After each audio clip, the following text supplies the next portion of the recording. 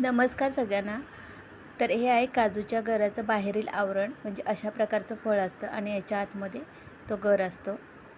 हे मी दाखवते. ते थोडं काळपट झालेलं आहे आणि कोपऱ्यामध्ये मी फोटो दिलेला आहे ना, अगदी त्या प्रकारे ते असतं. हे एक दिवस पूर्ण प्लास्टिकमध्ये राहिलं, म्हणजे गावावरून येताना पूर्ण दिवस हे प्लास्टिकमध्ये होतं, त्याच्यामुळे कलर बदललेला आहे. आता हे बाहेरून जरी काळपट दिसलं ना, तरी आतमध्ये त्या गराला काहीसुद्धा होत नाही, अगदी व्यवस्थित गर असतो. आणि मी तरी हे 2-2 महिने फ्रीजमध्ये ठेवते. आपल्याला जेव्हा पाहिजे तेव्हा आपण याचे गर काढू शकतो.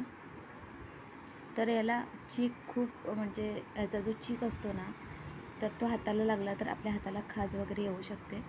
आणि त्यासाठी गर काढते वेळी ना ग्लोव्हजचा वापर करायचा आहे. इथे मी हे यूज अँड थ्रोचे ग्लोव्ज वापरले आहेत, पण शक्यतो रबरवाले ग्लोव्ज वापरायचे, नाहीतर मग हाताला जर चीक लागला ना, तर ते हात पांढरट पण थोडेसे होतात आणि अगदी आपण मेहंदी लावतो त्या प्रकारे हात होतात.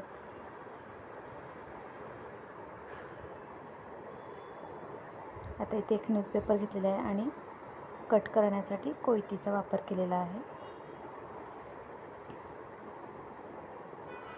विळी किंवा कोयती या दोन्हीपैकी काही चालू शकतं. अगदी मधोमध बी पकडायची आणि मधोमध कट करायची, नाहीतर मग ते गर व्यवस्थित निघणार नाहीत. इथे बघू शकता, दोन्ही भाग समान करायचे, तरच ते गर व्यवस्थित निघतात. आता सगळे काजू कट करून झालेले आहेत आणि याच्यातला आपण गर काढून घ्यायचा आहे. तर याच्या 2 पद्धती असतात, पूर्ण गर काढण्याची आणि अशी कट करण्याची पद्धत. आता याचे गर सहज निघतात. इथे मी कोमट पाणी घेतलेलं आहे आणि त्याच्यामध्ये हे गर टाकून घेते, म्हणजे त्याची ही जी अजून एक साल असते ती काढायला आपल्याला सोपं जातं. तर ही गर काढण्याची पद्धत अशी आहे, कोणाला माहीत नाही त्यांच्यासाठी हा व्हिडिओ आहे. आणि आपले सगळे गर काढून झालेले आहेत. भाजीची रेसिपी ऑलरेडी मी शेअर केलेली आहे मागच्या व्हिडिओमध्ये. आणि हा व्हिडिओ तुम्हाला आवडला असेल तर व्हिडिओला एक लाईक नक्की करा, चॅनलला सबस्क्राईब करा. भेटूया नेक्स्ट व्हिडिओमध्ये. तोपर्यंत बाय बाय.